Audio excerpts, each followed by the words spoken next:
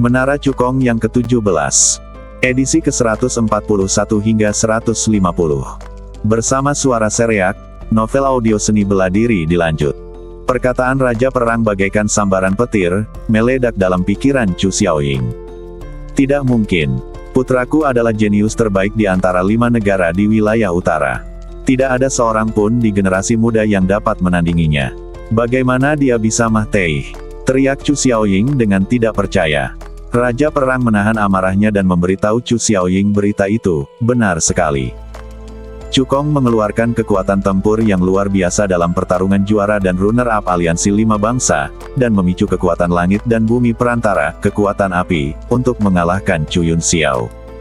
Kemudian, di depan semua orang, dia menginjak Chu Yunxiao sampai Mah Tei. Sekarang, Cukong adalah murid puncak Yao Guang dari Sekte Suci Beidou.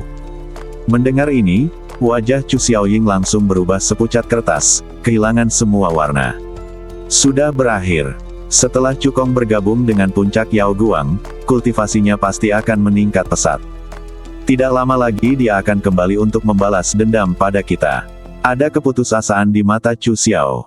Dia tahu betul bahwa dengan apa yang telah dilakukan keluarga Chu terhadap Cukong tidak akan pernah melepaskannya.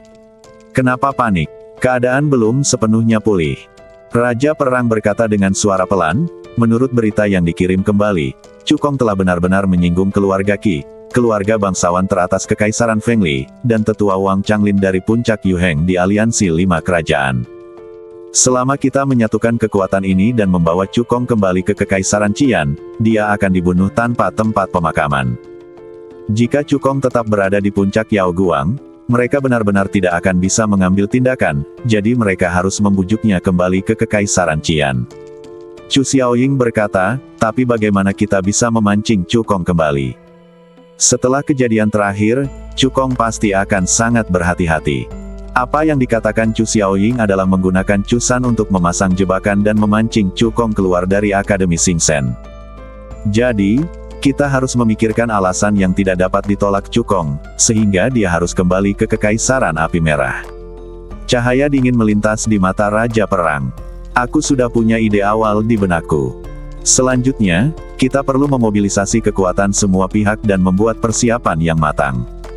Dia telah menyerang Cukong berkali-kali, dan kedua belah pihak memiliki dendam yang mendalam satu sama lain. Dia harus membunuh Cukong sebelum dia dewasa untuk mencegah masalah di masa depan. Kalau tidak, dia pasti akan dihukum oleh Cukong di masa depan. Setelah terbang selama beberapa jam, perahu Yufeng tiba di perbatasan Kekaisaran Yuanling, pegunungan besar para monster. Pegunungan ini disebut Pegunungan Yao Guang. Pegunungan ini membentang ribuan mil dan menjadi rumah bagi banyak monster. Area inti adalah rumah bagi monster tingkat kelima yang kuat. Puncak Yao Guang adalah gunung besar yang terletak di pinggiran pegunungan. Setelah beberapa saat, perahu Yufeng terbang ke puncak Yao Guang dan tiba di sebuah alun-alun batu putih yang besar. Energi spiritual yang sangat kaya. Zhang Jintao menarik napas dalam-dalam dan berseru. Energi spiritual puncak Yao Guang jauh lebih kaya daripada Akademi Xingchen. Su Changgeng tersenyum dan berkata, puncak Yao Guang adalah tempat yang diberkati untuk berkultivasi. Puncak ini telah memadatkan energi spiritual yang kaya dari langit dan bumi. Seluruh gunung bahkan melahirkan 3 mata air spiritual. Selain itu, formasi pelindung sekte tidak hanya dapat bertahan melawan musuh, tetapi juga menyerap energi spiritual, membuat energi spiritual di puncak semakin kaya. Cukong mengangguk. Tidak heran para kultivator muda dari 5 negara di wilayah utara bermimpi bergabung dengan Sekte Suci Beidou. Energi spiritual yang kaya saja sudah cukup untuk menarik banyak pembudidaya. Tahukah kau, bahkan di Istana Kekaisaran Api Merah, hanya ada satu sumber mata air spiritual. Ada 3 mata air spiritual di puncak Yao Guang, yang menunjukkan betapa kayanya energi spiritual langit dan bumi di sini.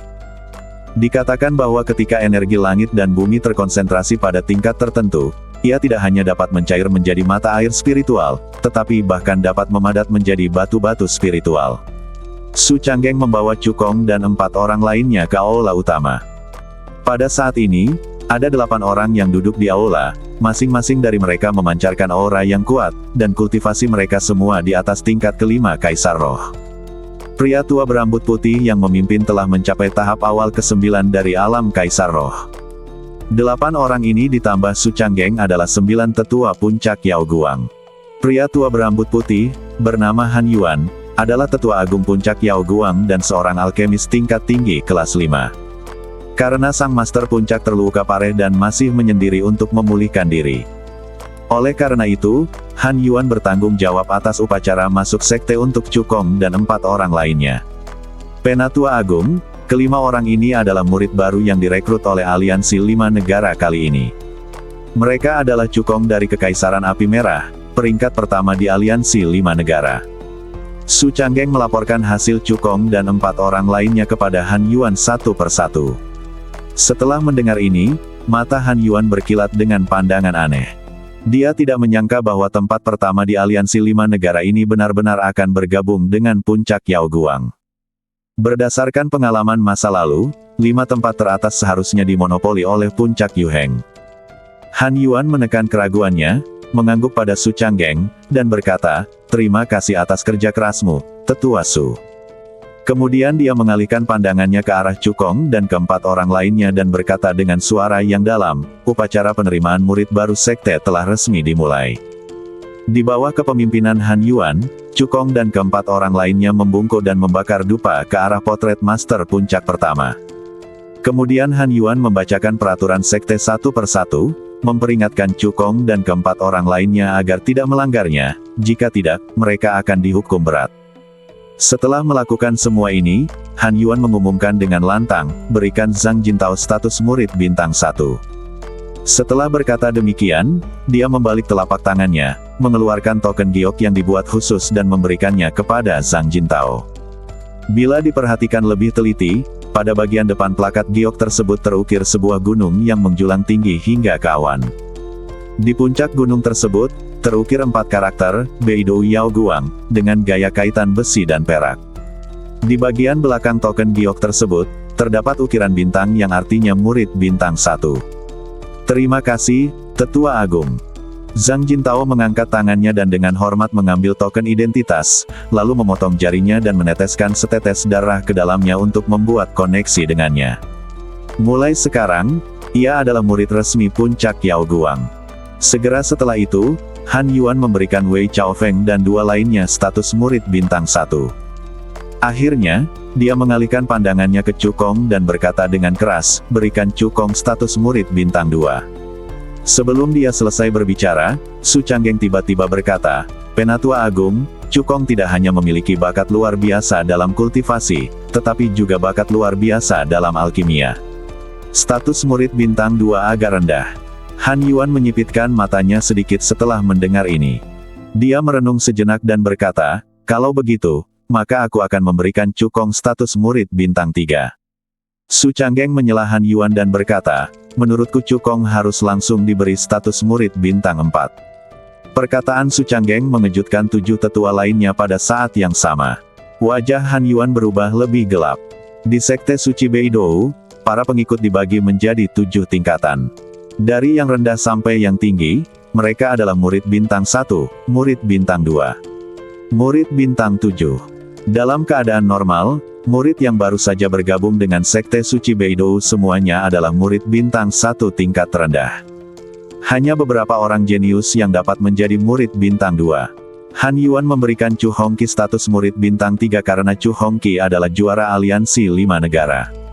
Namun, Su Changgeng tidak merasa puas dan sebenarnya ingin Cukong langsung menjadi murid bintang 4. Anda harus tahu bahwa di puncak Yao Guang, banyak murid yang berada di tingkat ke-5 dan ke-6 Raja Roh hanya murid bintang 3. Penatua Su, aku tahu kau sangat menghargai Cukong, tapi terlalu berlebihan jika kau langsung memberinya status murid bintang 4, kata Han Yuan dengan nada buruk. Su Changgeng berkata, sudah kubilang, bakat Cukong dalam alkimia sungguh menakjubkan. Dia tidak hanya memperoleh semua warisan Kaisar Pengobatan Changyan, tetapi tingkat alkimianya telah mencapai tingkat alkemis menengah tingkat 4. Dengan bakat seperti itu, dia cukup baik untuk menjadi murid bintang 4. Mendengar ini, Han Yuan menatap Cukong dalam-dalam. Sebagai alkemis tingkat tinggi kelas 5 teratas, Changyan Yao Huang memiliki pengaruh besar di 5 negara di wilayah utara. Cukong mampu mewarisi warisannya, dia memang sangat berbakat. Namun karena hal ini, dia tidak bisa membiarkan Cukong langsung menjadi murid bintang 4. Han Yuan berpikir sejenak dan berkata, asalkan anak ini mampu bertahan selama 1 batang dupa di bawah tekanan jiwa tetua ini akan setuju untuk memberinya status murid bintang 4. Su Canggeng mengerutkan kening dan berkata, Penatua Agung adalah seorang alkemis tingkat tinggi kelas 5. Kekuatan jiwanya sangat kuat. Jangankan sebatang dupa, bahkan jika itu 10 napas, Cukong tidak akan mampu bertahan. Han Yuan berkata dengan tenang, Penatua ini hanya dapat melepaskan tekanan jiwa seorang alkemis tingkat rendah kelas 5. Su Canggeng menunjukkan keraguan saat mendengar ini. Dia mengirim pesan suara kepada Cukong, aku sudah bertarung untukmu. Terserah padamu untuk memutuskan apakah akan menerima tantangan atau tidak. Cukong dapat merasakan bahwa Su Canggeng benar-benar melakukan ini demi kebaikannya sendiri. Dia juga tahu bahwa Sekte Suci Beidou memiliki hierarki yang ketat. Meskipun hanya ada satu perbedaan level antara murid bintang 3 dan murid bintang 4, status dan manfaat yang mereka nikmati sama sekali berbeda. Tanpa ragu, Cukong berkata langsung, Penatua Agung, aku menerima tantanganmu. Su Canggeng mengangguk dan menatap Cukong dengan penuh pujian. Terlepas dari apakah Cukong dapat bertahan atau tidak, keberaniannya patut dipuji. Mendengar ini, Han Yuan tersenyum mengejek, seolah mengejek Cukong karena melebih-lebihkan kemampuannya sendiri. Dia dengan santai membolak-balik dupa, mengambil sebatang dupa, menyalakannya, lalu menusiukannya ke dalam pembakar dupa. Segera setelah itu, tekanan jiwa yang besar melonjak keluar dari badannya, seperti gunung, menghancurkan Cukong. Su Canggeng merasakan tekanan jiwa dan mendapati bahwa itu memang hanya pada tingkat alkemis tingkat rendah kelas 5, jadi dia merasa lega. Menghadapi tekanan jiwa yang luar biasa, Cukong berdiri tegak bagaikan pohon pinus tanpa badannya membungkuk sedikit pun. Melihat ini, 7 tetua lainnya mengangguk sedikit. Dalam sekejap mata, setengah batang dupa waktu berlalu, dan wajah Cukong tampak normal, tidak ada tanda-tanda menyerah. Hal ini membuat Han Yuan sedikit mengernyit. Mendengus. Dia mendengus dingin dan mulai meningkatkan kekuatan tekanan jiwanya. Su Canggeng segera bertanya, Tetua Agung, apa yang sedang Anda lakukan? Tidakkah kau lihat? Tetua ini meningkatkan kekuatan tekanan jiwa. Han Yuan berkata dengan ringan. Bukankah kita sepakat bahwa kita hanya akan melepaskan tekanan spiritual seorang alkemis tingkat 5 yang rendah? Tanya Su Canggeng. Han Yuan berkata tanpa malu-malu, alkemis tingkat rendah tingkat 5 juga dibagi menjadi kuat dan lemah. Tetua ini hanya meningkatkan tekanan jiwa dari alkemis tingkat rendah tingkat 5 biasa menjadi alkemis tingkat rendah tingkat 5 tingkat tinggi. Itu tidak melanggar konten penilaian. Kau, Su Canggeng sangat marah hingga dia tidak bisa bicara. Dia tidak menyangka akan ditipu oleh Han Yuan. Saat kekuatan tekanan jiwa meningkat, napas Cukong menjadi terasa lebih berat, dan keringat di dahinya menetes ke wajahnya. Namun tulang punggungnya tetap tidak bengkok dan dia terus bertahan. Penatua ini ingin melihat seberapa lama kamu bisa bertahan. Han Yuan mendengus dalam hatinya dan meningkatkan kekuatan tekanan jiwanya lagi. Kali ini, dia langsung meningkatkan tekanan jiwanya hingga ke batas seorang alkemis tingkat rendah tingkat 5. Tekanan rohani yang luar biasa menghancurkan ubin lantai aula. Tetapi Cukong masih berdiri tegak dan melawan tekanan spiritual ini dengan sekuat tenaga. Meskipun kekuatan jiwanya jauh lebih rendah daripada Han Yuan, namun dia memiliki tekad kuat yang membuatnya terus maju. 1 nafas, 10 nafas, 50 nafas. Ketika dupa di pembakar dupa habis terbakar, Su Canggeng segera mengeluarkan kekuatan jiwanya untuk menghalangi tekanan jiwa Han Yuan dan berteriak, waktunya habis. Cukong lulus ujian. Pada saat ini, wajah Cukong pucat dan basah oleh keringat, seolah-olah dia baru saja ditarik keluar dari kolam. Setelah lulus ujian, ia segera mengambil pil dan menelannya, lalu duduk bersila di tanah dan mulai mengatur pernapasannya. Han Yuan melirik Cukong dengan muram. Dia tidak menyangka bahwa tekad Cukong begitu kuat. Seorang jenius seperti itu punya kemungkinan besar untuk menjadi orang kuat. Berikan Cukong status murid bintang 4. Han Yuan mendengus dingin, melemparkan token identitas murid bintang 4, dan pergi. Siapapun dapat melihat bahwa dia tidak bahagia. Ketika 7 tetua lainnya melihat Han Yuan pergi, mereka juga pergi meninggalkan aula. Su Changgeng berkata kepada Wei Chaofeng dan 3 orang lainnya, asrama kalian ada di Taman Yixing. Pergilah ke sana dan pengurus akan membantu kalian mengaturnya. Ada 4 jenis identitas di Sekte Suci Beidou. Mereka adalah Guru Puncak, Penatua, Diaken, dan Murid. Meskipun status Diaken lebih rendah dari Penatua, yang terlemah telah mencapai alam Raja Roh tingkat ke-9, dan bahkan ada banyak Kaisar Roh yang kuat. Murid, aku pergi. Wei Chaofeng dan 3 orang lainnya membungkuk kepada Su Changgeng, lalu berbalik dan meninggalkan aula menuju Taman Yixing. Setelah beberapa saat, Cukong selesai mengatur napasnya dan berdiri.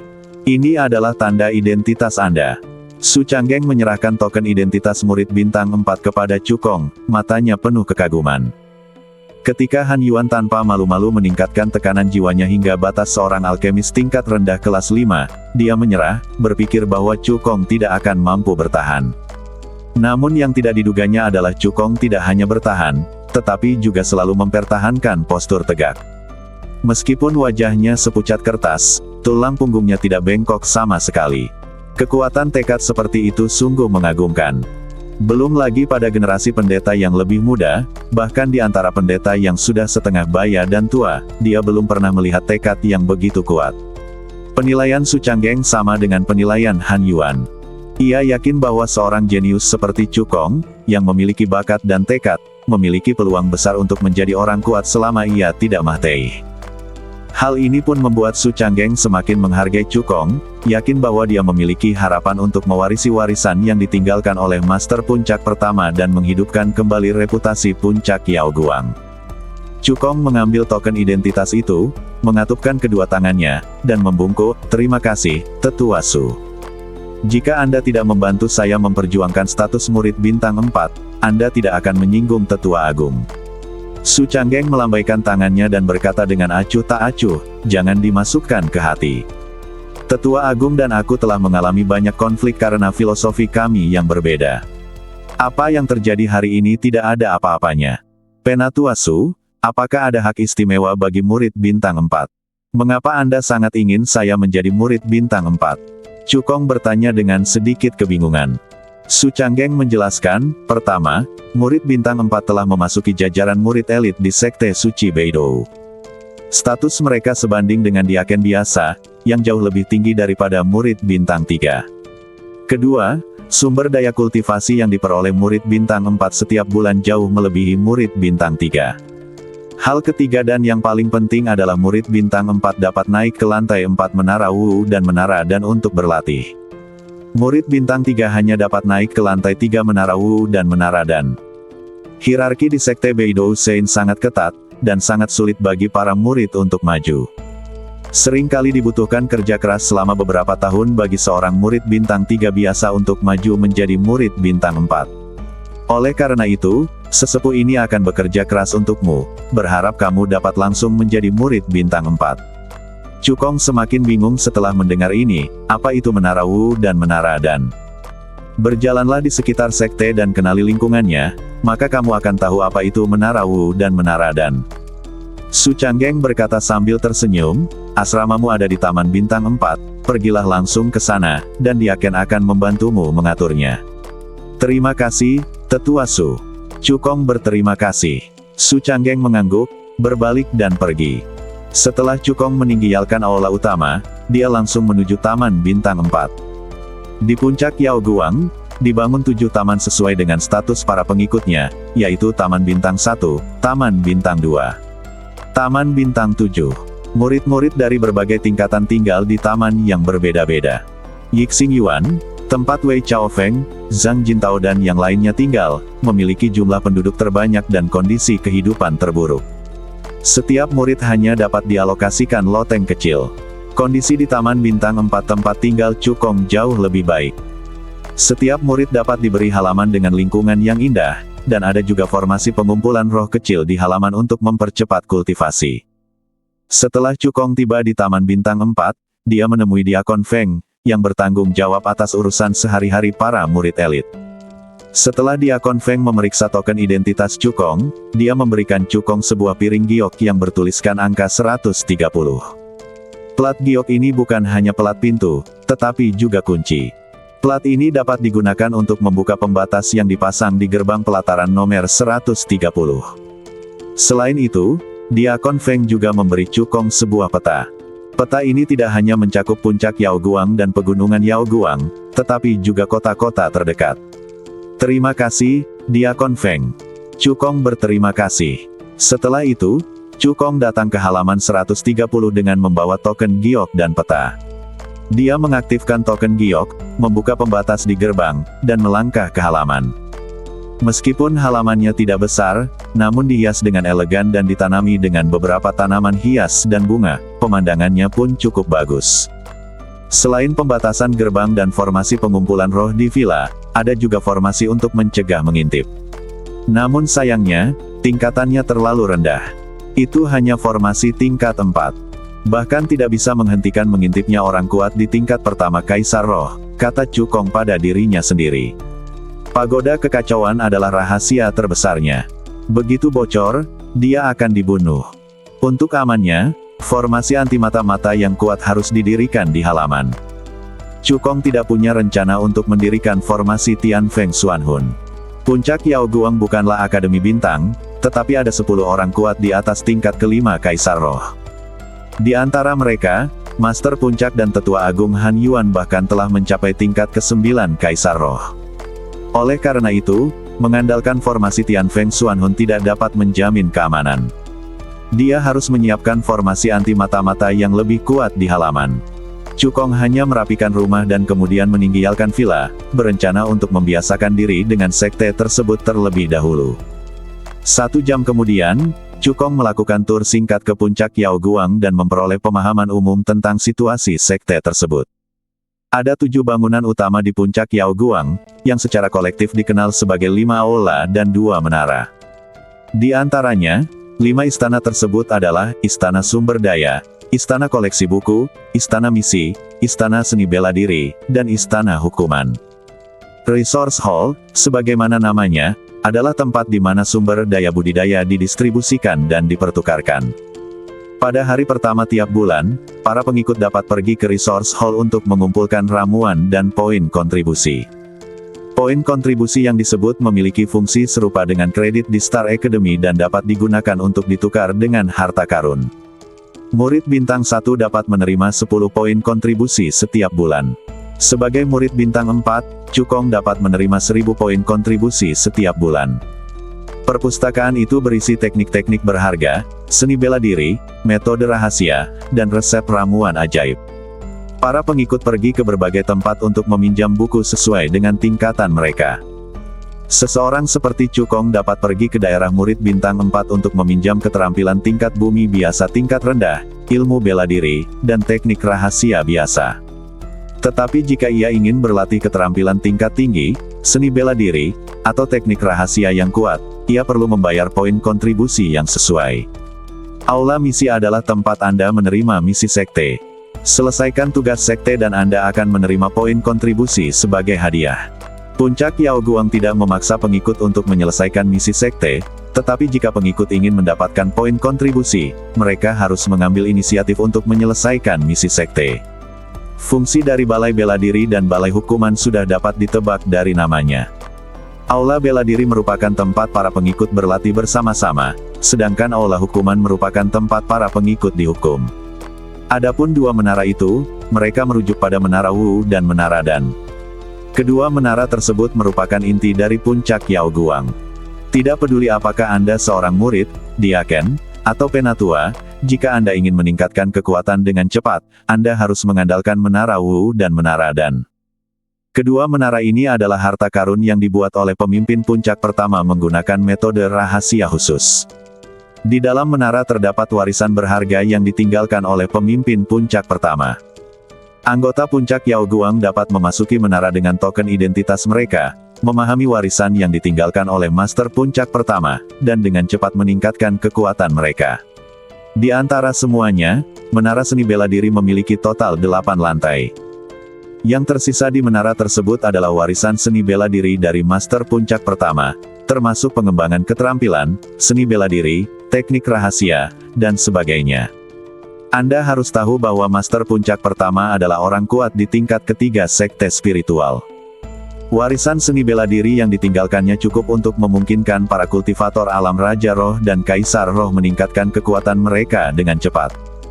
Murid bintang 1 dapat memasuki lantai pertama menara bela diri, murid bintang 2 dapat memasuki lantai kedua menara bela diri, dan seterusnya. Murid bintang 4 dan diaken biasa dapat memasuki lantai 4 menara bela diri. Murid dan tetua bintang 7 dapat memasuki lantai ke-7 menara bela diri. Master Puncak dapat memasuki lantai ke-8 menara bela diri. Yang ditinggalkan Danta adalah warisan alkimia dari Master Puncak pertama, yang meliputi pengalaman alkimia, rahasia pengendalian api, pengembangan kekuatan jiwa, dan sebagainya. Tahukah kamu, keterampilan terkuat Master Puncak pertama bukanlah seni bela diri, tetapi alkimia. Jadi menara dan memiliki total 9 lantai, 1 lantai lebih banyak dari menara Wu. Sebagai seorang alkemis tingkat 7 tingkat rendah, guru puncak pertama dikenal sebagai alkemis nomor 1 di Provinsi Qingxuan. Reputasinya tidak hanya bergema di seluruh Provinsi Qingxuan, tetapi juga memiliki pengaruh besar di provinsi lain. Warisan alkimia yang ditinggalkannya cukup untuk memungkinkan alkemis tingkat 4 dan 5 maju dengan cepat. Aturannya sama dengan menara Wu, pengikut bintang 1 dapat memasuki lantai pertama menara dan pengikut bintang 2 dapat memasuki lantai kedua menara dan. Murid bintang 4 dan diaken biasa dapat memasuki lantai keempat Danta. Murid dan tetua bintang 7 dapat memasuki lantai 7 Danta. Master Puncak dapat memasuki lantai 8 dan 9 Danta. Selain batasan level, poin kontribusi yang sesuai akan dikurangi untuk memasuki menara Wu dan untuk pelatihan. Misalnya, lantai pertama menara Wu dan akan mengurangi 2 poin kontribusi setiap hari. Murid bintang 1 dapat menerima 10 poin kontribusi setiap bulan. Jika mereka tidak secara aktif menyelesaikan tugas sekte dan memperoleh poin kontribusi, mereka hanya dapat tinggal di lantai pertama menara Wu atau lantai pertama menara dan selama 5 hari. Jika Cukong ingin memasuki lantai 4 menara Wu atau lantai 4 menara dan untuk berlatih, 200 poin kontribusi akan dikurangi setiap hari. 1000 poin kontribusi yang diterimanya tiap bulan hanya dapat mendukungnya selama 5 hari. Tentu saja, Cukong dapat memilih untuk pergi ke lantai 3 menara Wu atau lantai 3 menara dan untuk berlatih, tetapi meskipun hal itu akan menghemat poin kontribusi, efek latihannya akan sangat melemah. Tidak heran tetua Su ingin memperjuangkan status murid bintang 4 untukku. Ternyata menjadi murid bintang 4 memiliki banyak manfaat. Cukong berkata dalam hati, dia akan menyimpan kebaikan hati Su Canggeng di dalam hatinya, dan pasti akan membalas kebaikannya jika dia punya kesempatan di masa depan. Saya memiliki pemahaman umum tentang situasi sekte ini. Sudah waktunya untuk membeli formasi anti mata-mata tingkat tinggi. Cukong langsung meninggalkan puncak Yao Guang. Seperti puncak Yuheng, ada juga kota kecil makmur yang dibangun di pinggiran puncak Yao Guang. Banyak diaken dan murid yang membawa jemaat mereka sendiri ke kota itu. Anda tidak hanya dapat dilindungi oleh puncak Yao Guang, tetapi Anda juga dapat memperoleh banyak peluang. Lagi pula, ada banyak kaisar roh yang kuat di puncak Yao Guang, dan hanya beberapa kata nasihat dapat memungkinkan kultivator biasa memperoleh hasil yang luar biasa. Jika Anda cukup beruntung, Anda mungkin diperhatikan oleh seorang penatua atau diaken senior dan diterima sebagai murid, atau bahkan menjadi murid puncak Yao Guang dan berlatih di puncak Yao Guang. Cukong terbang di atas kota tanpa henti. Tujuannya kali ini bukanlah kota kecil itu, melainkan kota Singmo yang jaraknya 100 mil. Kota Singmo adalah kota terbesar di luar pegunungan Yao Guang, dan juga merupakan salah satu dari 3 kota teratas di Kekaisaran Yuanling. Kota ini tidak hanya memiliki wilayah yang luas, tetapi juga populasi yang besar, dengan ratusan ribu pembudidaya yang tinggal di dalamnya. Di antara mereka, ada banyak keluarga bangsawan teratas di Kekaisaran Yuanling. Setelah Cukong tiba di kota Singmo, dia langsung pergi ke pasar perdagangan di kota itu. Sebagai salah satu dari 3 kota teratas di Kekaisaran Yuanling, kota Singmo tidak hanya memiliki paviliun harta karun, tetapi juga paviliun Lingbao, dan persaingan antara keduanya sangat ketat. Setelah Cukong tiba di pasar perdagangan, dia berjalan langsung menuju paviliun harta karun. Pelanggan yang terhormat, apa yang ingin Anda beli? Seorang pelayan datang dengan antusias. Cukong berkata, saya ingin membeli formasi tingkat tinggi di atas tingkat kelima. Mendengar hal ini, mata pelayan itu berkilat kaget, dan dia segera berkata, silakan tunggu sebentar, tamu yang terhormat. Saya akan pergi memanggil pelayan untuk Anda. Formasi tingkat tinggi di atas tingkat kelima tak ternilai harganya. Siapapun yang mampu membeli harta karun seperti itu pastilah orang kaya atau bangsawan, dan bukan seseorang yang dapat dihibur oleh anak laki-laki seperti dia. Tak lama kemudian, pelayan itu turun dari lantai 2 bersama seorang pria paruh baya berpakaian brokat. Pelayan itu dengan hormat memperkenalkan Cukong, tamu yang terhormat, ini Zhang Yu, wakil manajer paviliun harta karun di kota Singmo. Karena kota Singmo memiliki populasi besar dan bisnis yang makmur, paviliun harta karun telah menunjuk seorang manajer dan 2 wakil manajer di sini. Zhang Yu adalah salah satu wakil manajer, dan kultivasinya telah mencapai akhir tingkat ketiga Raja Roh. Ketika Zhang Yu mendengar pengumuman pelayan, dia sangat gembira, mengira bahwa seorang VIP telah tiba. Tetapi ketika dia turun ke bawah dengan penuh semangat dan melihat penampilan Cukong, sikapnya langsung berubah dingin. Formasi di atas tingkat kelima sangat mahal. Di seluruh kota Singmo, hanya ada segelintir orang yang mampu membelinya, dan Zhang Yu mengenal mereka semua. Cukong masih muda dan tidak dikenal, dan jelas bukan dari kota Singmo. Menurut pendapat Zhang Yu, Cukong hanya seorang penonton dan jelas tidak mampu membentuk formasi tingkat tinggi. Pelangganku yang terhormat, formasi level 5 atau lebih membutuhkan setidaknya 200.000 tael emas. Jika Anda tidak punya banyak uang, saya sarankan Anda untuk menurunkan target dan mempelajari formasi level 3 dan 4. Zhang Yu berkata dengan dingin. Cukong sedikit mengernyit, dan langsung menebak apa yang dipikirkan Zhang Yu. Dia membalikkan tangannya dan mengeluarkan setumpuk uang emas dari cincin penyimpanannya, yang jumlahnya lebih dari 1 juta tael. Sekarang, bisakah kau mengenalkanku pada beberapa formasi tingkat tinggi di atas tingkat kelima? Kata Cukong dengan acuh tak acuh. Ketika Zhang Yu melihat uang emas di tangan Cukong, wajahnya sedikit berubah, dan dia segera menyadari bahwa dia telah melakukan kesalahan. Dia memaksakan senyum di wajahnya dan berkata dengan penuh perhatian, tentu saja. Formasi seperti apa yang ingin kamu beli? Tipe anti pengintai, kata Cukong. Zhang Yu memperkenalkan, ada 3 set formasi anti mata-mata di atas level kelima di paviliun harta karun kota Singmo kita. Formasi itu adalah formasi roh cahaya, yang dapat menahan pengintaian orang kuat di bawah level keempat kaisar spiritual, dan harganya 200.000 tael emas. Formasi jiwa Yuan dapat menahan pengintaian orang kuat di bawah level ke-7 kaisar spiritual, dan harganya 500.000 tael emas. Formasi pikiran absolut dapat menahan pengintaian orang kuat di bawah level ke-9 kaisar spiritual, dan harganya 800.000 tael emas. Cukong bahkan tidak berpikir panjang dan berkata langsung, aku menginginkan formasi pikiran absolut. Wajah Zhang Yu berseri-seri karena gembira. Dia tidak menyangka Cukong akan sebahagia ini. Dia segera pergi ke gudang dan mengambil pelat formasi pikiran absolut. Tepat ketika keduanya hendak menyelesaikan transaksi, tiba-tiba terdengar suara arogan dari luar pintu. Set pembentukan pikiran absolut ini, tuan muda ini menginginkannya. Seorang pemuda, memegang kipas kertas, berjalan memasuki paviliun harta karun dengan kesombongan di wajahnya, bahkan tanpa melihat ke arah Cukong.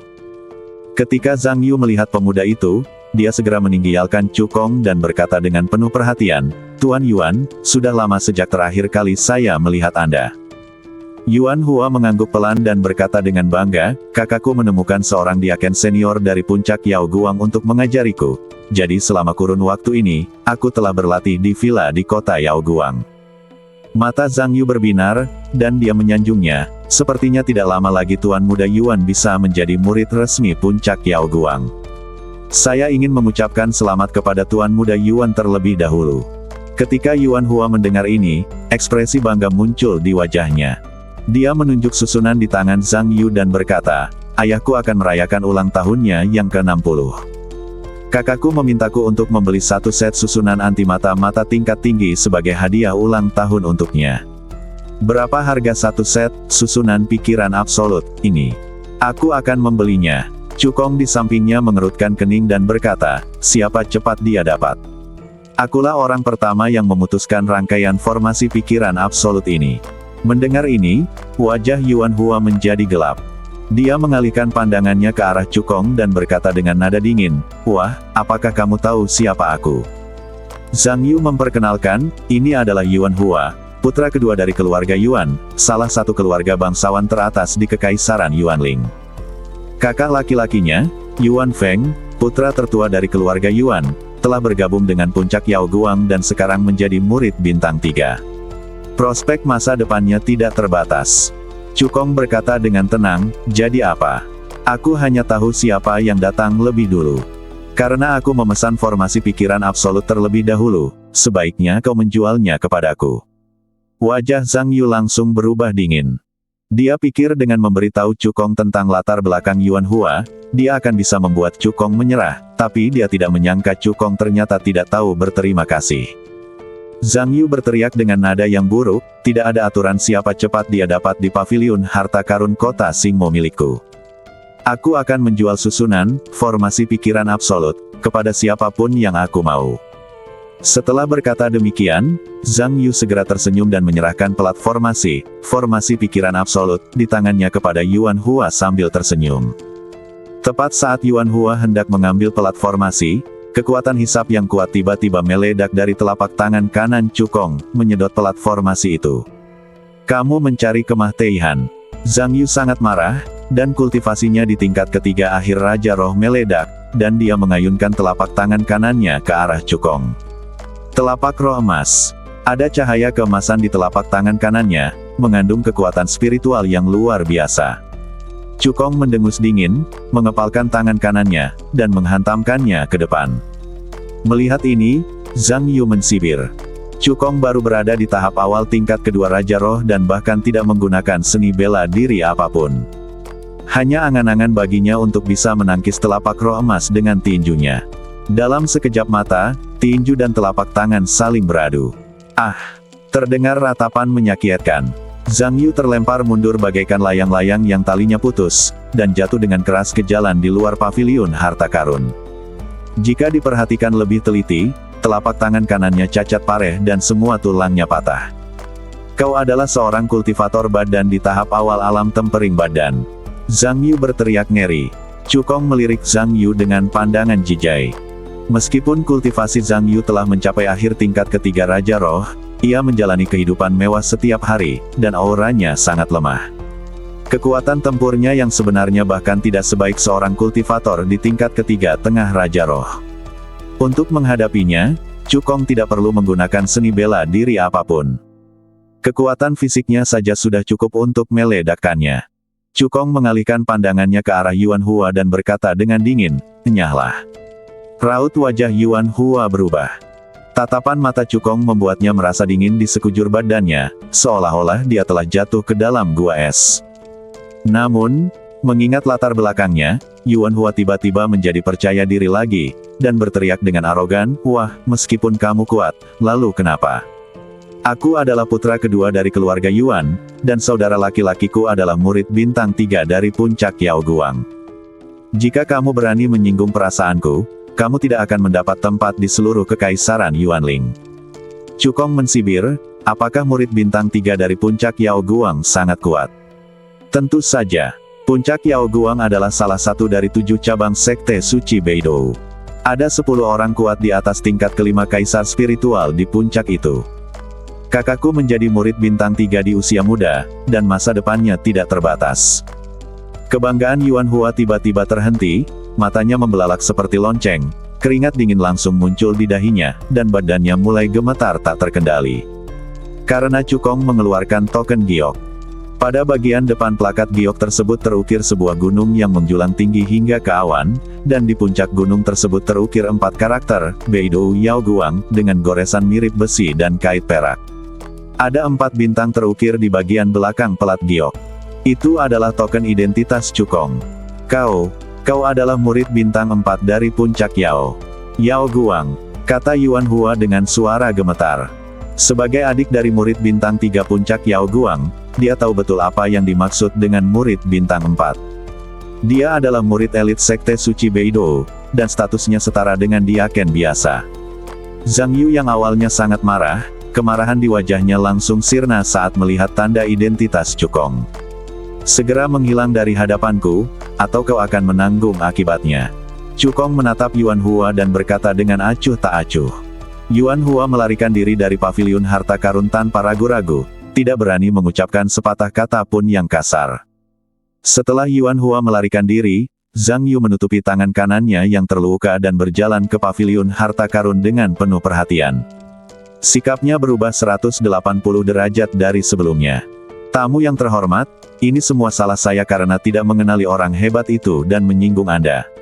Saya minta maaf. Sebagai wakil manajer, saya akan memberi Anda diskon 10% untuk Absolute Tot Array. Saya harap Anda akan memaafkan saya kali ini. Jika kau ingin aku memaafkanmu, caranya sangat mudah.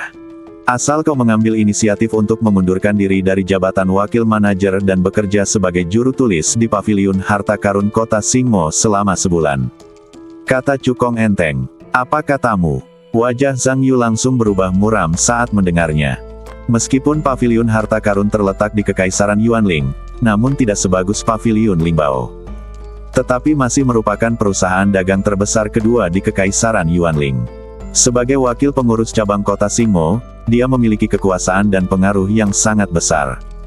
Bagaimana dia bisa mengundurkan diri dari jabatan wakil pengurus untuk mendapatkan pengampunan Cukong?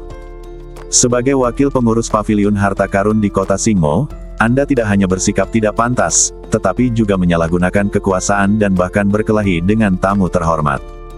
Jadi menurut saya Anda tidak cocok untuk posisi wakil pengurus, kata Cukong.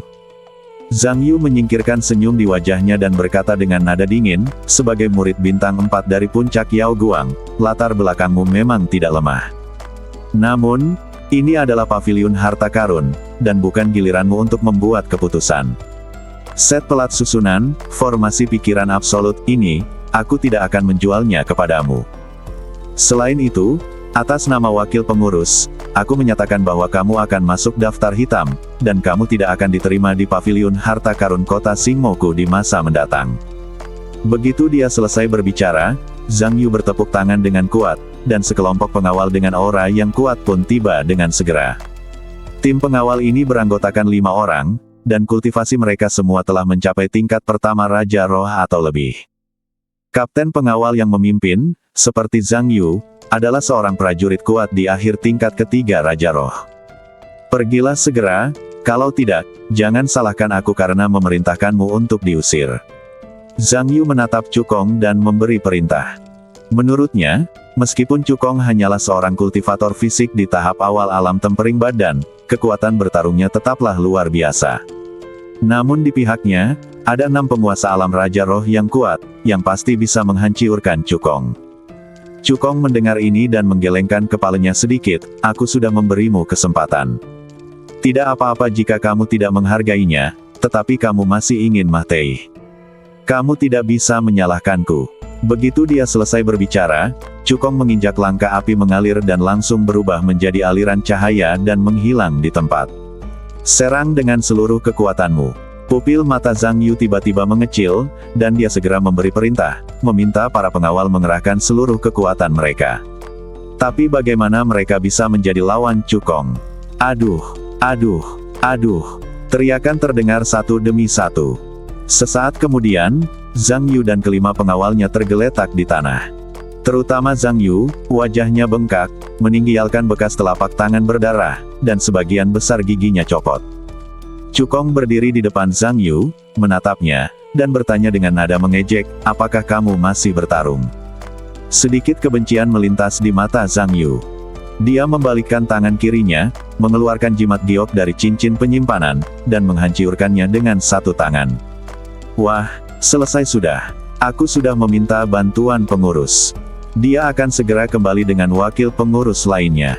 Teriak Zhang Yu tidak jelas. Meskipun kamu adalah murid bintang 4 dari puncak Yao Guang, paviliun harta karun kita bukanlah buah kesemek yang lembut. Kamu telah menyebabkan keributan di paviliun harta karun kota Singmo dan melukai anggota paviliun harta karun dengan pareh. Kamu harus membayar harganya untuk ini. Kekuatan paviliun harta karun kota Singmo cukup untuk menduduki peringkat 3 teratas di antara banyak paviliun cabang di Kekaisaran Yuanling. Sang manajer, Lin Ya, adalah seorang kultivator di alam Raja Roh tingkat ke-9 awal. Wakil pengurus lainnya juga telah mencapai level ke-5 awal Raja Roh. Mereka berdua pergi ke pegunungan Yaoguang untuk suatu urusan, jadi mereka tidak berada di cabang kota Singmo saat ini. Setelah Zhang Yu menghancurkan jimat giok untuk meminta bantuan, Lin Ya dan wakil pelayan lainnya akan kembali ke kota Singmo secepat mungkin. Setelah mendengar ancaman Zhang Yu, Chu Kong tersenyum mengejek, berjalan ke kursi, berbalik dan duduk, lalu berkata dengan ringan, "Aku akan menunggu manajermu kembali." Melihat ekspresi santai Chu Kong, Zhang Yu mengerutkan kening dan merasakan firasat buruk di hatinya. Mungkinkah anak ini memiliki latar belakang yang kuat, dan selain menjadi murid bintang 4 dari puncak Yaoguang, dia juga memiliki latar belakang keluarga yang kuat. Zhang Yu menahan rasa cemasnya dan menghibur dirinya sendiri, kecuali jika anak ini memiliki orang kuat di atas tingkat ke-5 kaisar spiritual sebagai pendukungnya. Jika tidak, jika dia membuat keributan di cabang kota Singmo dan membuat paviliun harta karunku kehilangan muka, manajer pasti akan meminta penjelasan padanya. Saat Zhang Yu menunggu dengan cemas, dua suara terobosan di udara terdengar. Lin Ya bergegas kembali dengan wakil pelayan lainnya. Begitu dia memasuki paviliun harta karun, dia melihat Zhang Yu dan 5 pengawal tergeletak di tanah.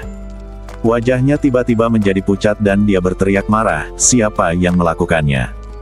Zhang Yu merasakan kemarahan Lin Ya dan tiba-tiba merasa gembira.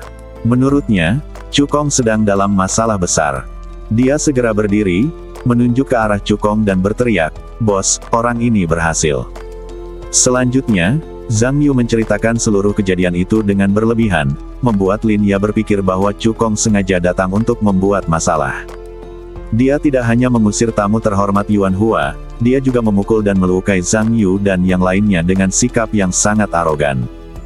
Wah, meskipun paviliun harta karunku tidak sebagus puncak Yaoguang, paviliun harta karunku juga merupakan kekuatan teratas di antara 5 negara di wilayah utara, dengan beberapa kaisar spiritual yang kuat sebagai pemimpinnya. Jika kamu tidak dapat memberiku penjelasan yang memuaskan tentang masalah ini, jangan salahkan aku karena bersikap kejam. Lin Ya menatap Chu Kong dengan tatapan dingin, tatapannya sudah tertuju padanya, siap menyerang kapan saja. Zhang Yu menyunggingkan senyum muram di wajahnya, seakan berkata, "Nak, mari kita lihat seberapa liar dirimu." Senyum sinis muncul di bibir Chu Kong. Dia membalik tangannya, mengeluarkan token khusus dan melemparkannya ke Lin Ya. "Manajer, jangan buang waktu bicara dengan orang ini, langsung tangkap saja dia." Sebelum Zhang Yu sempat menyelesaikan kata-katanya, dia melihat Lin Ya tiba-tiba berbalik, mengayunkan tangannya seperti kilat, dan menamparkan wajahnya dengan keras. Ledakan. Sebuah tamparan keras terdengar. Zhang Yu terbanting ke tanah, dan separuh wajahnya langsung membengkak, meninggalkan bekas telapak tangan berdarah yang simetris di kedua sisi. "Manajer, mengapa Anda memukul saya?" Zhang Yu menutupi wajahnya dan berkata dengan tidak jelas. Lin Ya tidak menjawabnya. Sebaliknya, dia memegang token di kedua tangannya, membungkuk kepada Chu Kong, dan berteriak dengan hormat, "Salam, Tuan Chu." Perkataan Lin Ya bagaikan guntur yang menggelegar, meledak dalam pikiran Zhang Yu. Sembahlah. Anak ini ternyata seorang penyembah. Wajah Zhang Yu langsung berubah sepucat kertas, kehilangan semua warna darahnya. Pemuja memegang status yang sangat tinggi di paviliun harta karun, setara dengan wakil master paviliun, dan kedudukan kedua setelah master paviliun. Namun, hanya ada 4 pendeta di paviliun harta karun, di antaranya, 3 di antaranya memiliki tingkat kultivasi di atas tingkat ke-5 Kaisar Roh, dan yang tersisa adalah seorang jenius yang melampaui kelas A dan baru saja direkrut tahun ini. Oleh karena itu, identitas Chu Kong sudah jelas dengan sendirinya. "Tuan Chu, saya salah. Tadi saya benar-benar dibutakan oleh keserakahan, itulah sebabnya saya terus-menerus menyinggung Anda. Mohon bermurah hati dan perlakukan saya seperti orang kentut. Saya bersedia mengundurkan diri dari jabatan wakil kepala pelayan dan menjadi pegawai biasa di cabang kota Singmo." Zhang Yu merangkak ke kaki Chu Kong dan memohon belas kasihan dengan rendah hati, seperti guguk pesek. "Aku sudah memberimu kesempatan, tapi kau tidak menghargainya," kata Chu Kong acuh tak acuh. Dia menoleh ke arah pelayan yang menerimanya sedari tadi dan berkata, "Ceritakan kepada manajermu apa yang sebenarnya terjadi tadi." Mendengar hal itu, sang pelayan gemetar seluruh badannya dan segera mulai menceritakan apa yang baru saja terjadi, tidak berani menyembunyikan apapun. Setelah mendengarkan cerita pelayan itu, wajah Lin Ya menjadi gelap seperti dasar panci. Dia menggertakkan giginya dan berteriak, "Zhang Yu, kamu sangat berani." Tindakan Zhang Yu tidak hanya menyinggung Cukong dan mencemarkan nama baik Paviliun Zhenbao, tetapi juga hampir menyeretnya ke dalam masalah. Itu benar-benar tidak bisa dimaafkan. Atas nama pengurus, saya nyatakan bahwa wakil pengurus Zhang Yu akan diberhentikan dari jabatannya, ditangkap, dan dijebloskan ke penjara. Kata Lin Ya dingin. Setelah mendengar perkataan Lin Ya, badan Zhang Yu lemas dan ia jatuh ke tanah, putus asa di matanya. Dia tahu dia sudah tamat. Setelah para penjaga menyeret Zhang Yu pergi, Lin Ya menangkupkan kedua tangannya, membungkuk dalam-dalam kepada Cukong, dan berkata dengan nada meminta maaf, "Kejadian hari ini sepenuhnya menjadi tanggung jawab cabang kota Singmo kami. Cabang kota Singmo kami bersedia memberikan seperangkat piring susunan, formasi pikiran absolut, ini sebagai permintaan maaf kepada para penyembah. Saya harap Anda akan bermurah hati dan memaafkan cabang kota Singmo kami kali ini." Sebagai manajer cabang, Lin Ya cukup berani. Demi meredakan amarah Cukong, diberikanlah pelat formasi, Juenian Arai, senilai 800.000 tael emas. Tentu saja, sebagai penyembah, Cukong menikmati diskon 25%. Dia hanya perlu menghabiskan 600.000 tael untuk membeli formasi, pikiran absolut. Mendengar ini, Cukong melirik Lin Ya dan memujinya, lalu berkata dengan tenang, "Ini baru pertama kalinya. Tidak akan terjadi lagi." Dia mengambil alih pelat formasi, pembentukan pikiran absolut, yang berarti masalahnya sudah selesai. Melihat ini, Lin Ya diam-diam menghela napas lega. Meskipun kultivasi Cukong hanya berada pada tahap awal tingkat kedua Raja Roh, ia memiliki kultivasi terendah di antara 4 pendeta agung. Namun dalam hatinya dia tahu betul bahwa sebagai seorang jenius super A-level, Cukong lebih penting dibanding ketiga pendeta lainnya. Hal ini dikarenakan ketiga pendeta tersebut sudah tua dan sudah kehabisan tenaga, sehingga kultivasinya pun tidak akan meningkat banyak. Namun, Cukong berbeda. Di usianya yang ke-16, kultivasinya telah mencapai tahap awal dari tingkat kedua Raja Roh. Masa depannya tidak terbatas. Dengan bakat dan kecepatan kultivasi Cukong, asal dia tidak mati, dia setidaknya akan menjadi seorang ahli tingkat ke-8 atau ke-9 dari Kaisar Roh di masa depan, dan dia bahkan mungkin memiliki harapan untuk menerobos ke alam sekte roh. Seorang jenius seperti Cukong adalah harapan bagi kebangkitan Paviliun Zhenbao dan tidak boleh tersinggung.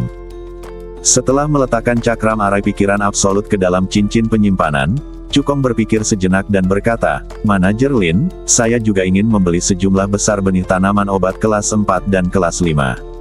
Semua ramuan obat kelas 4 yang ditanam di ruang tingkat kedua pagoda telah matang, dan beberapa di antaranya telah dikonsumsi oleh Cukong. Setelah bergabung dengan puncak Yao Guang, konsumsi bahan obat Cukong pasti akan meningkat pesat. Oleh karena itu, dia berencana untuk mengisi kembali sejumlah besar benih tanaman obat kelas 4, lalu membeli sejumlah besar benih tanaman obat kelas 5, dan menanamnya di ruang tingkat kedua pagoda terlebih dahulu, menunggu hingga benihnya matang." Lin Ya berkata, "Tuan Chu, mudah untuk mendapatkan benih obat kelas 4, tetapi benih obat kelas 5 agak sulit didapat. Jika Anda membutuhkannya segera, saya sarankan Anda pergi ke Situ Mansion di kota untuk melihatnya. Kekuatan paviliun harta karun di Kekaisaran Yuanling jauh lebih rendah daripada Kekaisaran Qian dan Kekaisaran Fengli. Butuh beberapa waktu untuk mengumpulkan sejumlah besar benih obat kelas 5 yang dibutuhkan Cukong." "Apa itu Situ Mansion?" Cukong mengangkat alisnya dan menunjukkan ekspresi tertarik. Situ Mansion adalah kediaman keluarga bangsawan teratas di Kekaisaran Yuanling, keluarga Situ. Lin Ya memperkenalkan, keluarga Situ adalah keluarga alkemis. Kepala keluarga saat ini, Situ Yi, tidak hanya telah mencapai tahap akhir tingkat kedua kaisar spiritual, tetapi juga memiliki tingkat alkemis tingkat rendah kelas 5. Namun sayang, putri Situ Yi menderita penyakit kronis. Demi memperpanjang hidup putrinya, Situ Yi berkali-kali pergi ke pedalaman pegunungan Yao Guang dan beberapa tempat berbahaya di Kekaisaran Yuanling untuk mengumpulkan harta karun alam. Akibatnya, Ia terluka parah dan kekuatannya menurun drastis. Kini, kondisi Putri Situyi makin memburuk dan ia tidak akan hidup lama. Ia menjual harta bendanya demi memperpanjang hidup putrinya. Setelah mendengarkan cerita Linya, Cukong tidak dapat menahan rasa hormat di hatinya. Kasih sayang seorang ayah sekuat gunung. Mampu melakukan banyak hal untuk putrinya, Situyi jelas merupakan ayah yang berkualitas. Sebagai keluarga alkemis, rumah harta karun keluarga Situ berisi sejumlah besar benih obat. Linya berkata, dan Chu Gongsheng telah memperoleh seluruh warisan Kaisar Pengobatan Changyan.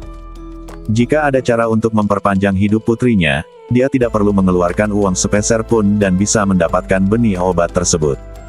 Cukong mengangguk, terima kasih, manajer Lin. Apa yang dikatakan Lin ya masuk akal. Changyan Yao Huang adalah seorang alkemis tingkat tinggi kelas 5 teratas, dan keterampilan alkimia miliknya jauh di atas Situyi.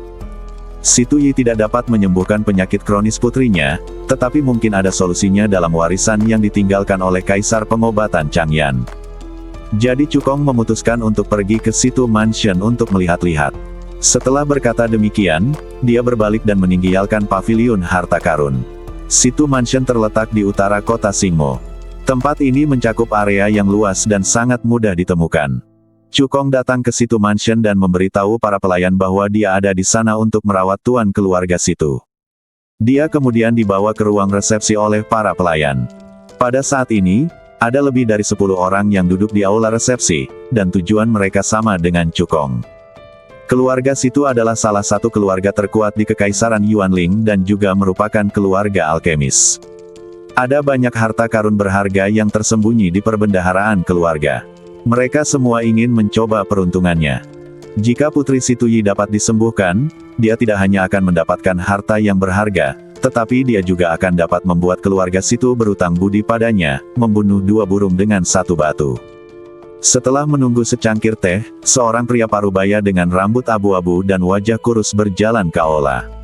Orang ini adalah Situyi. Akibat luka-luka yang serius, tingkat kultivasinya telah jatuh ke tahap awal alam Kaisar Roh tingkat pertama, dan bahkan ada kecenderungan jatuh di bawah alam Kaisar Roh. Situyi terbatuuk, dan genangan darah hitam muncul di sapu tangan di tangannya. Situyi sudah terbiasa dengan ini dan tidak peduli. Dia menyingkirkan sapu tangannya, melirik ke arah banyak harta karun di aula, dan berkata, ini adalah daftar harta karun keluarga Situku. Kamu bisa melihatnya terlebih dahulu. Situyi melambaikan tangannya, dan sebuah gulungan besar terbuka di udara. Gulungan itu berisi nama-nama ratusan harta karun. Di antaranya adalah resep ramuan tingkat 5, ramuan, keterampilan tingkat bumi menengah, seni bela diri, Del. Ketika semua orang melihat daftar harta karun itu, kegembiraan muncul di wajah mereka, bahkan Cukong pun tidak terkecuali. Ada lebih dari 20 jenis benih obat kelas 4 dan kelas 5 dalam daftar harta karun, dan masing-masing jenis jumlahnya 2000.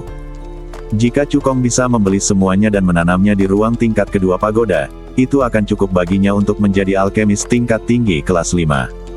Situyi berkata, saya yakin kalian semua tahu bahwa saya menjual harta saya untuk memperpanjang hidup putri saya. Semua orang mengangguk untuk menunjukkan bahwa mereka mengerti. Jika ada di antara kalian yang bisa menemukan cara untuk memperpanjang hidup putriku, kalian bisa mengambil 2 benda dari daftar itu. Jika ada di antara kalian yang bisa menemukan harta karun yang bisa memperpanjang hidup putriku, kalian bisa mengambil 5 benda dari daftar itu. Jika ada di antara kalian yang bisa menyembuhkan penyakit kronis putriku, semua benda di daftar itu akan menjadi miliknya. Kata Situyi dengan suara yang dalam. Napas semua orang yang hadir menjadi cepat. Ini adalah akumulasi beberapa generasi keluarga Situ, bernilai puluhan juta tael emas. Siapapun yang dapat menyembuhkan Putri Situyi akan menjadi kaya. Tuan Situ, tolong minta Nona Situ untuk segera keluar. Baru setelah memeriksa kondisinya, saya bisa meresepkan obat yang tepat. Seseorang berkata dengan tidak sabar. Situyi mengangguk dan memimpin semua orang ke kamar Situyue. Begitu semua orang memasuki ruangan, mereka merasakan gelombang panas. Saya melihat seorang wanita cantik terbaring di ranjang giok yang dingin, kulitnya memerah dan memancarkan suhu tinggi, seperti tungku manusia. Situyue merasakan ada seseorang yang memasuki ruangan dan berusaha keras untuk membuka matanya.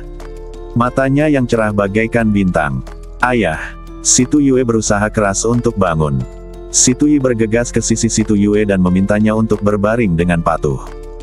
Jangan khawatir, Yue-er, ayah pasti akan menemukan cara untuk memperpanjang hidupmu, kata Situ Yi dengan ekspresi sedih di wajahnya. Dia menoleh ke arah Cukong dan yang lainnya, lalu berkata sambil membungkuk, aku mengandalkan kalian semua. Seorang lelaki tua datang pertama kali ke tempat tidur Giok. Dia mengulurkan tangannya dan meletakkannya di pergelangan tangan putih Situ Yue, dan kekuatan spiritual lembut melonjak keluar, ingin menjelajahi situasi di dalam badan Situ Yue. Akibatnya, ketika kekuatan spiritualnya baru saja memasuki badan Situ Yue, dia merasakan gelombang energi panas, yang langsung membakar habis kekuatan spiritualnya. Kemudian ia mengikuti rute energi spiritualnya dan menyerang badannya. Wajah lelaki tua itu berubah drastis, dan dia segera mengerahkan kekuatan spiritualnya untuk mengeluarkan energi panas itu.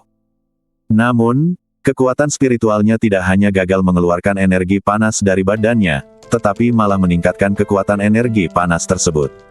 Ah! Orang tua itu menjerit, wajahnya penuh kesakitan. Dia merasa meridiannya akan dihancurkan oleh energi panas. Melihat hal itu, Situ Yi segera mengulurkan telapak tangan kanannya dan menepuk punggung lelaki tua itu, mengerahkan segenap tenaganya untuk membantunya mengeluarkan tenaga panas dari badannya.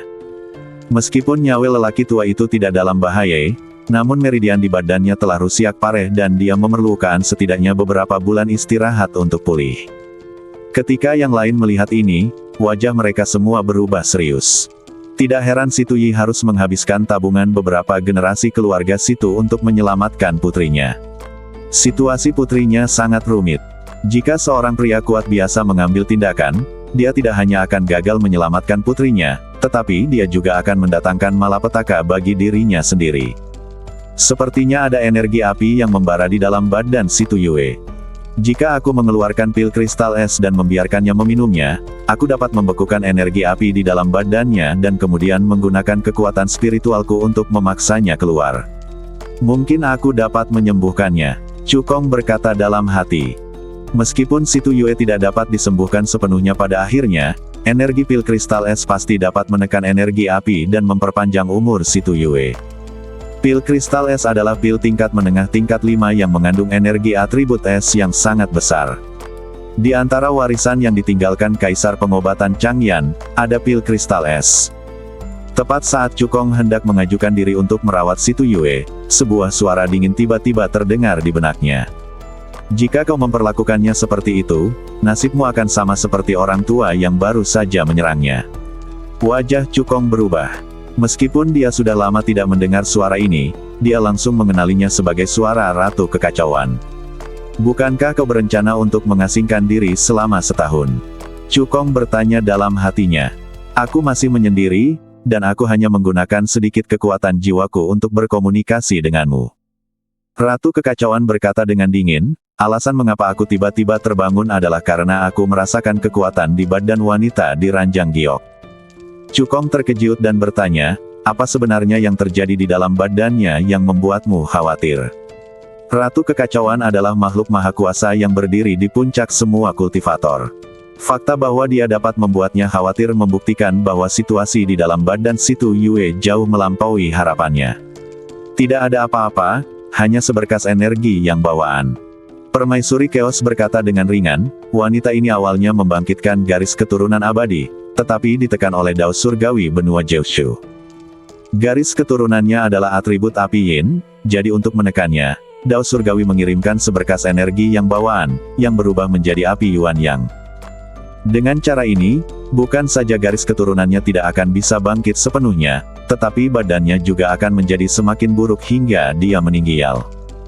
Cukong mendengar ini dan bertanya dengan sedikit kebingungan, apa tingkatan darah garis keturunan abadi?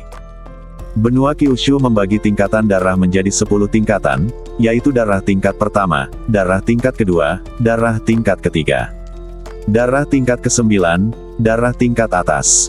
Tidak ada darah abadi seperti yang disebutkan oleh Permaisuri Chaos. Ratu Chaos menjelaskan, yang disebut garis keturunan abadi adalah apa yang disebut 9 provinsi sebagai garis keturunan tertinggi. Kekuatan garis keturunannya sangat kuat dan telah melampaui batas dunia bawah. Mereka yang membangkitkan garis keturunan abadi memiliki potensi yang luar biasa. Menerobos alam kaisar roh dan naik ke alam abadi adalah hal yang pasti. Cukong tiba-tiba menyadari, jadi, Dao Surgawi benua Jiushu menekannya dan memberinya seberkas energi yang bawaan. Benar sekali. Para kultivator menentang kehendak surga, mencari transendensi dan keabadian. Oleh karena itu, semakin jahat seorang jenius, semakin ia akan ditekan oleh surga. Kata Permaisuri Chaos dengan enteng. Jelas saja, dia sendiri adalah monster super. Selama proses pertumbuhannya, dia menghadapi bencana guntur surgawi lebih dari selusin kali. Ada apa dengan orang yang disukai langit itu? Cukong bertanya lagi. Jika jalan surga menindas orang-orang jenius, mengapa masih saja muncul orang-orang yang disukai surga? Menurut catatan kuno, orang-orang yang disukai oleh surga diberkati oleh surga dan memiliki keberuntungan, dan kecepatan kultivasi mereka mencengangkan. Ketika Cukong berada di Akademi Bintang, dia menggunakan orang-orang yang disukai surga untuk menutupi rahasia bahwa dia memiliki pagoda kekacauan. Kau akan mengerti ini saat kau bertemu dengan orang yang disukai surga. Permaisuri kekacauan merahasiakannya. Saya punya pertanyaan lain. Ketika Cukong hendak mengajukan pertanyaan, Ratu Kekacauan berkata dengan tidak sabar, Ratu ini baru saja terbangun untuk sementara. Waktunya terbatas. Kita harus segera turun tangan. Bisnis. Cukong tampak bingung. Energi yang bawaan dalam badan wanita itu berguna bagiku. Itu dapat membantuku menekan racun rubah dalam badanku. Itulah sebabnya aku terbangun sementara dari pengasinganku. Kata Permaisuri Kekacauan. Mata Cukong berbinar saat mendengar ini, jadi, kamu bisa menyembuhkan Situ Yue sepenuhnya. Jika Ratu Kekacauan dapat menyembuhkan Situ Yue, dia akan menghasilkan banyak uang. Tentu saja, itu hanya seberkas ki yang bawaan. Kultivator manapun di alam mulia spiritual dapat menyingkirkannya. Belum lagi aku. Permaisuri Chaos berkata dengan bangga, kau hanya perlu meletakkan tanganmu di pergelangan tangan wanita itu, dan aku akan mengaktifkan pagoda Chaos untuk menyingkirkan seberkas ki yang bawaan itu. Baiklah. Cukong setuju. Saat keduanya mengobrol, 3 pria kuat lainnya datang untuk mengobati Situ Yue, tetapi semuanya berakhir dengan kegagalan. Selain itu, masing-masing menderita cedera dalam yang pareh. Cukong merasa beruntung. Untungnya, Permaisuri Kekacauan ada di sana. Kalau tidak, jika dia gegabah mencoba mengobati mereka, dia akan berakhir seperti orang-orang ini. Apakah ada orang lain yang bersedia mencobanya? Situ Yi melirik orang-orang yang tersisa. Tetapi semua orang melihat apa yang terjadi pada 4 orang pertama. Sementara yang lain dengan tegas memilih untuk menyerah. Melihat ini, Situ Yi menunjukkan kekecewaan di wajahnya. Tepat saat dia hendak mengantar tamu itu pergi, Cukong berkata, aku akan melakukannya. Situ Yi awalnya merasa senang, tetapi ketika dia melihat bahwa orang yang berbicara adalah seorang pemuda berusia di bawah 20 tahun, dia menggelengkan kepalanya dengan kecewa, adik kecil, kamu tidak perlu mencoba. Yang lain juga angkat bicara, dan tidak ada yang optimis terhadap Cukong. Dari mana anak muda ini berasal? Dia tidak tahu seberapa tinggi langit dan seberapa dalam bumi. Tidakkah kau lihat bahwa bahkan orang-orang kuat di tingkat ke-9 alam Raja Roh pun gagal? Bagaimana mungkin seorang sampah seperti dia di tingkat kedua alam Raja Roh bisa berhasil? Dapat dimengerti bahwa anak muda suka menjadi pusat perhatian. Namun, beberapa pusat perhatian berada di luar jangkauan Anda. Cukong sedikit mengernyit saat mendengar perkataan semua orang. Dia mengerti bahwa jika dia tidak menemukan sesuatu untuk membuktikan kemampuannya, Situ Yi mungkin tidak akan membiarkannya menyelamatkan Situ Yue. Dia hanya membalikkan tangannya, mengambil token dari cincin penyimpanan, dan meletakkannya di depan semua orang. Itu adalah tanda identitas murid bintang 4 puncak Yao Guang. Sekarang, apakah aku memenuhi syarat untuk memberikan perawatan? Kata Cukong ringan. Ketika semua orang melihat tanda identitas Cukong, mereka langsung terdiam. Puncak Yao Guang adalah salah satu dari 7 cabang utama Sekte Suci Beidou, dan lebih unggul dari 12 kerajaan King Xuanzu. Bahkan keluarga kerajaan Kekaisaran Yuanling jauh lebih rendah daripada puncak Yao Guang. Meskipun kultivasi Cukong masih di tahap awal dari tahap kedua Raja Roh, tetapi ia telah berhasil menjadi murid bintang 4 dari puncak Yao Guang, yang sudah cukup untuk membuktikan kemampuannya. Selain itu, Puncak Yao Guang pandai dalam hal alkimia. Cukong mungkin benar-benar punya cara untuk menyelamatkan si Tuyue. Sahabatku, aku minta maaf atas kelalaianku tadi. Aku harap kamu bisa memaafkanku. Si Tuyi meminta maaf dengan cepat. Selama kamu bisa menyelamatkan nyawa putriku, aku akan memberimu hadiah terima kasih dengan kedua tanganku. Cukong menggelengkan kepalanya. Jantung si Tuyi berdebar kencang, dan dia berkata dengan getir, "Mungkinkah kamu, temanku, tidak punya cara untuk memperpanjang hidup putriku?" Cukong tersenyum dan berkata dengan percaya diri, "Kali ini aku akan menyembuhkan putrimu sepenuhnya." Ruangan yang baru saja tenang, tiba-tiba meledak lagi. Betapa tidak tahu malunya. Apakah kamu pikir kamu adalah tetua puncak Yao Guang? Jika kau berhasil menyembuhkan si Tuyue sepenuhnya, aku akan berlutut dan memujamu sebagai guruku. Setelah melihat kondisi si Tuyue, semua orang tidak percaya bahwa Cukong dapat menyembuhkannya sepenuhnya. Bukan hanya mereka, bahkan si Tuyi pun dipenuhi keraguan terhadap kata-kata Cukong. Menghadapi keraguan semua orang, Cukong tidak menjelaskan, tetapi langsung berjalan ke ranjang batu giok, mengulurkan tangan kanannya, dan menekannya di pergelangan tangan si Tuyue. Saat berikutnya, pagoda kekacauan di benaknya bergetar hebat, dan kekuatan melahap yang mengerikan meledak. Sang Ratu Kekacauan telah beraksi. Dia mentransfer kekuatan melahap ke badan si Tuyue melalui telapak tangan Cukong. Kalau ada yang bisa melihat ke dalam badan si Tuyue saat ini, mereka akan terkejut melihat gumpalan energi api yang berkobar tengah diekstraksi paksa dari darahnya oleh kekuatan kekacauan. Energi atribut api ini adalah api Yuanyang yang ditransformasikan dari Yang Qi bawaan. Dalam sekejap mata, api Yuanyang di badan si Tuyue dilahap habis oleh permaisuri kekacauan. Cukong merasakan kekuatan melahapnya menghilang, dan bertanya dalam hatinya, apakah ini baik-baik saja? Ratu Kekacauan berkata dengan dingin, tentu saja. Tanpa penindasan api Yuanyang, badan wanita ini akan pulih sepenuhnya, dan darah di badannya akan berangsur-angsur bangkit, menjadi jenius teratas di benua Jiushu. Darah abadi adalah darah terbaik di benua Jiushu. Kekuatan darahnya sangat kuat, melampaui batas-batas jalan surgawi di benua Jiushu. Garis keturunan tingkat 7 Cuyun Xiao, garis keturunan naga api, tidak ada apa-apanya dibandingkan dengan darah di badan si Tuyue. Ketika Cukong mendengar kata-kata Ratu Kekacauan, dia langsung gembira. Dia datang ke situ mansion awalnya hanya untuk mendapatkan sejumlah benih tanaman obat kelas 4 dan kelas 5. Tetapi sekarang setelah permaisuri kekacauan menyembuhkan si Tuyue, dia akan mendapatkan harta karun yang dikumpulkan dari generasi ke generasi keluarga situ, yang merupakan keuntungan besar. Tepat ketika Cukong sedang bersemangat, kata-kata selanjutnya dari Ratu Kekacauan bagaikan baskom berisi air sedingin es, yang membuatnya merinding sampai ke tulang. Setelah menyerap api Yuanyang yang ditransformasikan dari untaian Qi yang bawaan ini, masa retretku akan dipersingkat 1 bulan. Kamu harus mempersiapkan diri terlebih dahulu. Persiapan apa saja yang harus dilakukan sebelumnya? Tentu saja ini adalah persiapan untuk kultivasi ganda. Permaisuri Kekacauan mengatakan hal ini sebelum dia mengasingkan diri. Setahun kemudian, dia akan berlatih kultivasi ganda lagi dengannya. Jika kultivasinya belum mencapai ranah Kaisar Roh, dia tidak akan mampu menahan kultivasi ganda kedua. Masih ada 3 bulan tersisa sebelum batas waktu 1 tahun. Api Yuan yang dalam badan si Tuyue memiliki efek penekan terhadap racun jimat rubah yang telah menginfeksi permaisuri kekacauan, jadi dia hanya perlu mengasingkan diri selama 2 bulan lagi sebelum dia bisa keluar. Aku harus menerobos ke alam Kaisar Roh dalam waktu 2 bulan, kalau tidak pinggangku yang lama akan berada dalam bahaya. Wajah Cukong tampak sangat jelek. Mengingat kembali pengalaman siang dan malam itu, pinggangnya masih sedikit sakit. Kultivasinya baru pada tahap awal tingkat kedua Raja Roh, yang berjarak 8 alam utama dari tahap awal tingkat pertama Kaisar Roh. Bahkan dengan bantuan pagoda kekacauan, itu masih merupakan tantangan besar. Dia harus memanfaatkan waktu dan mencurahkan seluruh energinya untuk berkultivasi.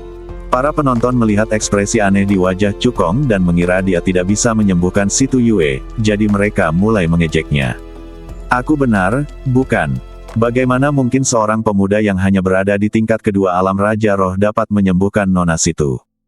Anak muda harus rendah hati dan tidak boleh berbicara sembarangan, nanti mereka akan ditampar. Nak, kembalilah ke puncak Yao Guang dan berlatihlah keras selama beberapa tahun lagi. Ledakan. Sebelum ejekan orang banyak mereda, sebuah kekuatan mengerikan tiba-tiba meledak dari badan Situ Yue dan langsung menghancurkan atap. Saat berikutnya, sejumlah besar kekuatan darah mengalir keluar dari badan Situ Yue dan melesat langsung ke langit. Langit yang awalnya cerah tiba-tiba berubah, dan awan api besar menutupi langit di atas Situ Mansion. Fenomena aneh ini segera menarik perhatian seluruh kota. Tepat ketika semua orang tengah bingung, suara desisan ular melengking terdengar di langit. Mendesis. Seekor ular api raksasa terbang keluar dari awan api, memancarkan kekuatan darah yang luar biasa dan kekuatan api yin yang mengerikan. Manifestasi garis keturunan. Ini adalah manifestasi garis keturunan yang hanya dapat dicapai dengan garis keturunan di atas peringkat ke-8. Teriakan kaget pun terdengar. Di dalam Situ Mansion, semua orang membelalakan mata mereka dan menatap Situ Yue dengan tak percaya. Bukankah dikatakan bahwa Situ Yue membangkitkan garis keturunan kelas 4? Kok tiba-tiba garis keturunan itu jadi nyata? Cukong melepaskan tangan Situ Yue dan berkata dengan tenang, "Tuan Situ, saya telah menyembuhkan penyakit keras kepala putri Anda. Kekuatan darah yang telah lama tertahan di badannya juga telah dipulihkan." Situ Yi berkata dengan suara gemetar, "Temanku, apakah kamu mengatakan yang sebenarnya?" "Tentu saja." Cukong mengangguk. Situ Yi bergegas datang ke sisi Situ Yue dan menyuntikkan kekuatan spiritual lembut ke badannya untuk memeriksa kondisi internalnya. Bukannya dia tidak percaya pada Cukong, tetapi selama bertahun-tahun, dia telah mencoba banyak cara, tetapi masih tidak dapat menyembuhkan Situ Yue. Hanya butuh beberapa saat bagi Cukong untuk tidak hanya menyembuhkan penyakit dalam Situ Yue, tetapi juga menaikkan tingkat garis keturunannya hingga melampaui tingkat ke-8. Sungguh mengejutkan. Situ Yi dengan hati-hati memeriksa badan Situ Yue dan tidak merasakan jejak energi api panas, jadi dia tahu bahwa Cukong benar-benar telah menyembuhkan Situ Yue. Dia dengan bersemangat mengeluarkan senjata spiritual untuk menguji darah, meminta Situ Yue untuk meletakkan tangannya di senjata spiritual tersebut, dan kemudian mengaktifkan kekuatan darahnya. Sesaat kemudian, senjata spiritual itu mengeluarkan cahaya merah terang yang menyilaukan semua orang. Ketika lampu merah memudar, sederet kata muncul pada senjata spiritual itu. Garis keturunan kelas 8, garis keturunan ular hitam. Para penonton semua takjub ketika melihat ini. Itu benar-benar garis keturunan kelas 8. Melihat seluruh provinsi Qingxuan, Nona Situ jelas merupakan bakat terbaik. Patriark Situ sangat beruntung. Dengan Nona Situ di sini, keluarga Situ pasti akan menjadi keluarga teratas di Kekaisaran Yuanling dan bahkan 5 negara di wilayah utara. Situ Yi mendengarkan pujian semua orang dan sudut mulutnya hampir mencapai telinganya. Dengan bakat yang dimiliki Situ Yue, sudah dapat dipastikan bahwa ia akan berhasil menembus ranah sekte spiritual di masa mendatang. Pada saat itu, status keluarga Situ akan meningkat dan mendominasi 5 negara di wilayah utara. Terima kasih semuanya atas kedatangannya hari ini. Saya telah menyiapkan hadiah ucapan terima kasih. Silakan menuju ruang resepsi. Situ Yi membungkuk dan memimpin semua orang keluar ruangan. Sebagai penyelamat Situ Yue, Cukong tentu saja tidak ada di antara kerumunan. Dia ditinggalkan di kamar Situ Yue. Pada saat ini, Situ Yue telah duduk, menatap Cukong dengan matanya yang cerah, seolah-olah dia ingin mengatakan sesuatu. Tanpa penekanan api Yuan Yang, badannya telah pulih sepenuhnya dan tidak berbeda dari orang biasa, dan dia dapat berjalan dengan bebas. Nona Situ sepertinya ingin mengatakan sesuatu kepadaku, kata Cukong. Mendengar ini, Situ Yue menggigit bibirnya dan tampaknya telah mengambil keputusan. Dia berdiri, berlutut di depan Cukong, dan memohon dengan menyedihkan, "Tuan, tolong selamatkan ayahku. Selama Anda dapat menyembuhkan penyakit tersembunyi ayah saya bersedia membayar berapapun harganya." "Nona Situ, silakan berdiri dan bicara dulu." Cukong terkejut dan segera mengulurkan tangan untuk membantu Situ Yue berdiri. Tetapi Situ Yue menggelengkan kepalanya dan menolak untuk bangun apapun yang terjadi. "Saya tahu bahwa melakukan ini akan menyulitkan Anda, Tuan. Namun, saya tidak punya pilihan lain. Ayah saya telah menderita penyakit serius yang tersembunyi untuk menyelamatkan saya selama ini, dan dia hanya punya waktu setengah tahun untuk hidup. Jika Anda tidak bertindak, ayah saya pasti akan mati," kata Situ Yue dengan air mata di matanya. Mendengar ini, Cukong menghela napas pelan, dan merasakan belas kasihan dalam hatinya. Nona Situ, silakan bangun dulu dan ceritakan kondisi ayahmu secara rinci. Saya akan melihat apakah saya bisa membantunya. Mendengar ini, Situ Yue segera berdiri dan mulai menjelaskan situasi ayahnya secara rinci. Sejak garis keturunannya terbangun, bola energi api yang membakar muncul di badannya, terus-menerus membakar organ dalam dan meridiannya, menyebabkan rasa sakit tak berujung. Demi meringankan situasi ini, Situ Yi mencoba segala cara yang mungkin dan pergi ke pedalaman pegunungan Yaoguang dan tempat-tempat berbahaya di Kekaisaran Yuanling berkali-kali untuk mengumpulkan harta karun langka. Setelah berkali-kali mencoba, Situ Yi menemukan harta karun yang dapat meringankan rasa sakit Situ Yue untuk sementara, yang disebut kristal api Earth Yin.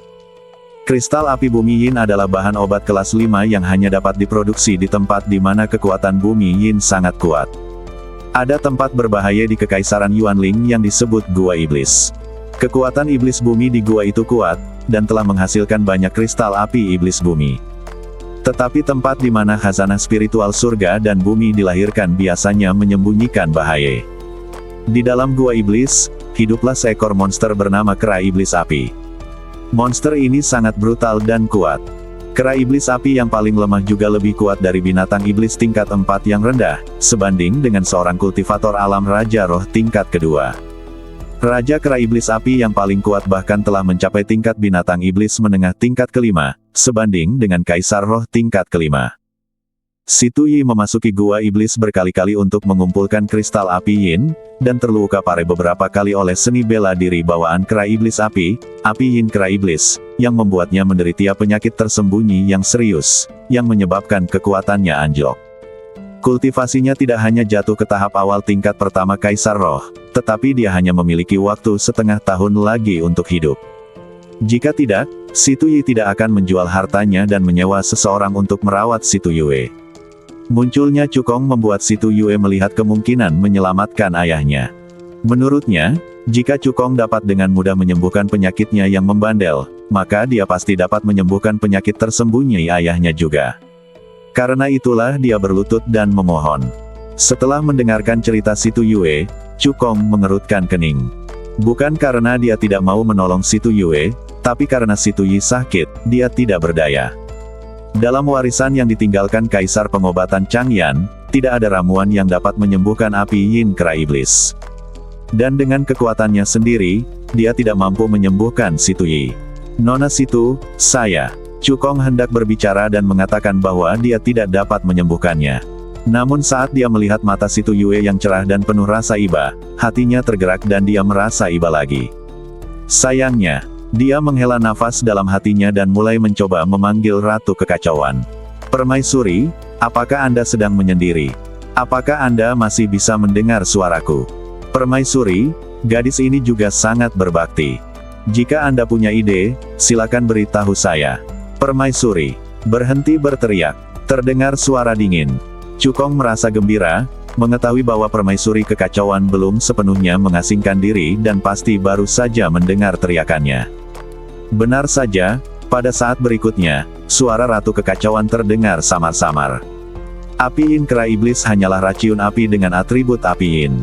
Dibandingkan dengan kekuatan garis keturunan abadi dalam badan gadis ini, itu sama sekali tidak berarti. Kamu bisa membiarkannya mengaktifkan kekuatan garis keturunannya untuk menyerap raciun api Yin kera iblis dalam badan ayahnya. Selain itu, baik itu raciun api Yin kera iblis atau kristal api Yin bumi, itu adalah tonik yang hebat untuk garis keturunannya, yang dapat dengan cepat memulihkan garis keturunannya ke tingkat garis keturunan abadi. Terima kasih Ratu atas ajaranmu. Sebelum Cukong bisa menyelesaikan ucapan terima kasihnya, dia mendengar Ratu Kekacauan berbicara lagi. Aku akan mengasingkan diri sepenuhnya. Jangan ganggu aku lagi. Kalau tidak, dalam 2 bulan, bahkan jika kau mencapai alam kaisar spiritual, aku akan meremasmu sampai mati. Senyum di wajah Cukong membeku, dan dia segera meyakinkannya, jangan khawatir, Ratu, aku tidak akan pernah mengganggumu lagi dalam 2 bulan ke depan. Faktanya, Permaisuri Kekacauan yang sedang menyendiri telah menutup ke-6 inderanya. Kecuali Cukong menghadapi krisis hidup dan mati dan Pagoda Kekacauan mengeluarkan peringatan, dia tidak akan bisa mengganggu Permaisuri Kekacauan. Melihat Cukong tidak berbicara lama, Si Tuyue mengira dia menolak. Wajahnya langsung pucat dan dua garis air mata mengalir di wajahnya, memercikkan air ke tanah, yang membuat orang merasa tertekan. Cukong segera berkata, "Jangan menangis, Nona Situ. Saya hanya mencoba mencari solusi. Saya tidak bermaksud menolak Anda." Mendengar ini, Si Tuyue membuka matanya lebar-lebar dan berkata dengan heran, "Jadi, Tuan Muda telah setuju untuk merawat ayahku?" Cukong mengangguk. Si Tuyue menyeka air mata dari wajahnya dan berjanji dengan sungguh-sungguh, "Selama kamu bisa menyembuhkan penyakit tersembunyi ayahku, aku akan menyetujui syarat apapun." Cukong melambaikan tangannya dan berkata, "Aku sudah menerima kompensasi yang cukup, dan kamu tidak perlu membayar lagi. Lagi pula, bukan aku yang melakukan tindakan itu, tetapi kamu." Menurut perjanjian, jika dia menyembuhkan penyakit kronis Si Tuyue, dia akan mendapatkan semua yang ada di daftar harta karun yang diberikan Si Tuyue. Itu adalah akumulasi beberapa generasi keluarga Situ, dengan nilai total puluhan juta tael emas. Hadiah yang begitu besar telah membuat Cukong sangat puas. "Oleh saya." Si Tuyue menunjukkan ekspresi bingung di wajahnya, tidak memahami arti kata-kata Cukong. "Gerakan apa?" Tepat saat Cukong hendak menjelaskan, Si Tuyue, yang baru saja mengantar para tamu pergi, kembali ke kamar dengan ekspresi bingung di wajahnya. Cukong berkata, "Nona Situ ingin aku menyembuhkan penyakit tersembunyi di badanmu." Setelah mendengarkan cerita Nona Situ, aku memutuskan bahwa jika Nona Situ menggunakan kekuatan darahnya untuk menyerap racun api Yin Kera Iblis di badanmu, kau akan sembuh. Apakah ini mungkin? Apakah itu akan menyakiti Yuer?